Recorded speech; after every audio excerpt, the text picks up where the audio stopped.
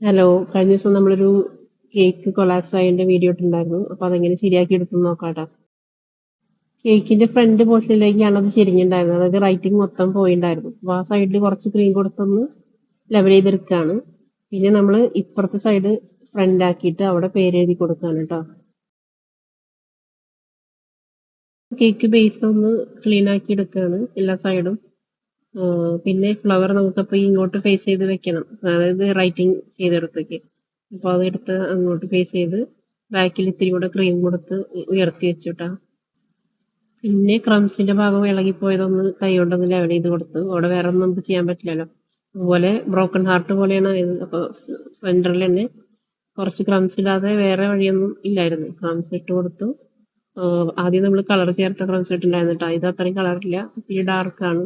എന്തായാലും board clean ചെയ്ത് ഇങ്ങനെയാണ് നമ്മൾ കട്ട് ചെയ്തത് കേട്ടോ. ഇങ്ങനെ ആക്കി എടുത്തിട്ടാണ് കട്ട് ചെയ്തത്. ഈ കേക്കിന് എന്താണ് സംഭവിച്ചതെന്നുള്ളത് നമുക്ക് ഇതിന്റെ മേക്കിംഗ് വീഡിയോയിൽ പറയാം കേട്ടോ. അപ്പോൾ ഇതാണ് ഇപ്പോഴത്തെ ലുക്ക്. ഇതാണ് നമ്മൾ ആദ്യം ചെയ്തത് കേട്ടോ. Happy birthday to U.